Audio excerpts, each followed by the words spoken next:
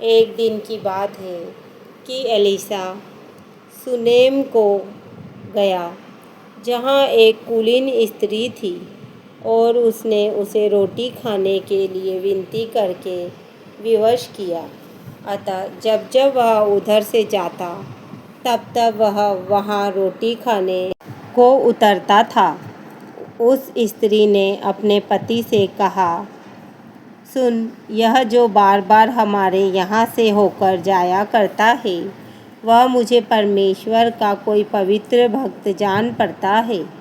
हम भीत पर एक छोटी उपरोटी कोठरी बनाएं और उसमें उसके लिए एक खाट, एक मेज, एक कुर्सी और एक दीवट रखें कि जब जब वह हमारे यहाँ आए, तब तब उसी में टिका करें।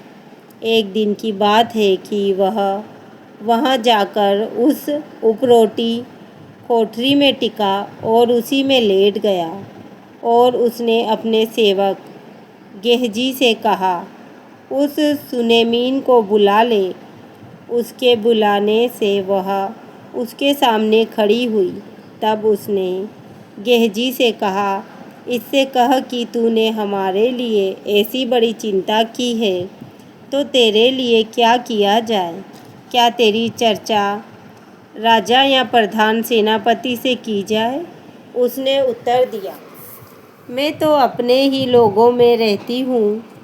फिर उनसे कहा, तो इसके लिए क्या किया जाए? गेहजी ने उत्तर दिया, निश्चय उसके कोई लड़का नहीं और उसका पति बूढ़ा है। उसने कहा, उसको बुला ले। और जब उसने उसे बुलाया, तब वह द्वार में खड़ी हुई। तब उसने कहा, वसंत ऋतु में दिन पूरे होने पर तू एक बेटा छाती से लगाएगी। स्त्री ने कहा, हे मेरे प्रभु, हे परमेश्वर के भक्त, ऐसा नहीं, अपनी दासी को धोखा न दे। स्त्री को गर्भ रहा और बसंत ऋतु का जो समय एलिसा ने उससे कहा था, उसी समय जब दिन पूरे हुए, तब उसके पुत्र उत्पन्न हुआ। जब लड़का बड़ा हो गया, तब एक दिन वह अपने पिता के पास लवने वालों के निकट निकल गया और उसने अपने पिता से कहा, आह मेरा सिर, आह मेरा सिर। तब पिता ने अपने सेवक से कहा, इसको इसकी माता के पास ले जा। वह उसे उठाकर उसकी माता के पास ले गया। फिर वह दोपहर तक उसके घुटनों पर बैठा रहा, तब मर गया। तब उसने चढ़कर उसको परमेश्वर के भक्त की खाट पर लिटा दिया और निकलकर द्वार बंद किया। तब उतर गई। तब उसने अपने पति से पुकार कर कहा, मेरे पास एक सेवक और एक गदही तुरंत भेज दे कि मैं परमेश्वर के भक्त के यहाँ झटपट हो आऊँ। उसने कहा, आज तू उसके यहाँ क्यों जाएगी? आज ना तो नए चाँद का और ना विश्राम का दिन है। उसने कहा, कल्याण होगा। तब उस स्त्री ने गदही पर काठी बांधकर अपने सेवक से कहा, हाँके चल और मेरे कहे बिना हाँकने में ढिलाई न करना। तो वह चलते चलते करमेल पर्वत को परमेश्वर के भक्त के निकट पहुँची। उसे दूर से देखकर परमेश्वर के भक्त ने अपने सेवक गेहजी से कहा, देख, उधर तो वह सुनेमीन है। अब उससे मिलने को दौड़ जा और उससे पूछ कि तू कुशल से है, तेरा पति भी कुशल से है और लड़का भी कुशल से है। पूछने पर स्त्री ने उत्तर दिया, हाँ, कुशल से है। वह पहाड़ पर परमेश्वर के भक्त के पास पहुँची और उसके पाँव पकड़ने लगी। तब गेहजी उसके पास गया कि उसे धक्का देकर हटाए, परंतु परमेश्वर के भक्त ने कहा, उसे छोड़ दे, उसका मन व्याकुल है। परंतु यहोवा ने मुझको नहीं बताया, छिपा ही रखा है। तब वह कहने लगी, क्या मैंने अपने प्रभु से पुत्र का वर मांगा था? क्या मैंने ना कहा था कि मुझे धोखा ना दे? तब एलिसा ने गेहजी से कहा, अपनी कमर बांध और मेरी छड़ी हाथ में लेकर चला जा। मार्ग में यदि कोई तुझे मिले तो उसका कुशल ना पूछना, और कोई तेरा कुशल पूछे तो उसको उत्तर ना देना। और मेरी यह छड़ी उस लड़के के मुंह पर रख देना।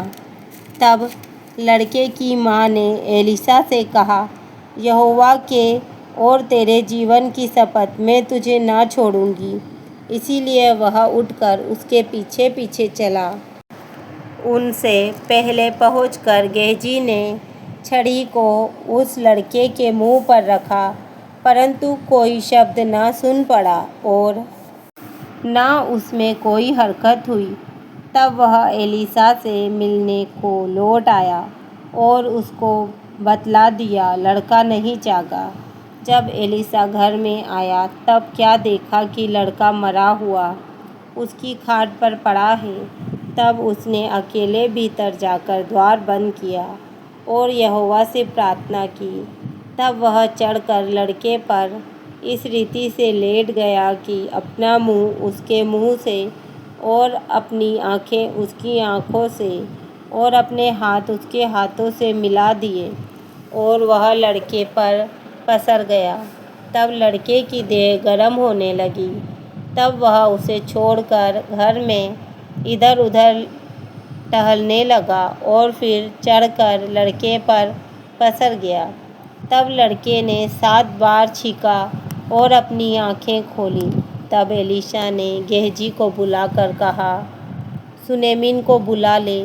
जब उसके बुलाने से वह उसके पास आई, तब उसने कहा, अपने बेटे को उठा ले। वह भीतर गई और उसके पाँवों पर गिर भूमि तक झुककर दंडवत किया, फिर अपने बेटे को उठाकर निकल गई। तब एलिसा गिलगाल को लौट गया। उस समय देश में अकाल था और भविष्यद्वक्ताओं के चेले उसके सामने बैठे हुए थे। उसने अपने सेवक से कहा, हंडा चढ़ाकर भविष्यद्वक्ताओं के चेलों के लिए कुछ पका। तब कोई मैदान में साग तोड़ने गया और कोई जंगली लता पाकर अपनी अकबार भर जंगली फल तोड़ ले आया और फाक फाक करके पकने के लिए हंडे में डाल दिया, और वे उसको ना पहचानते थे। तब उन्होंने उन मनुष्यों के खाने के लिए हंडे में से परोसा।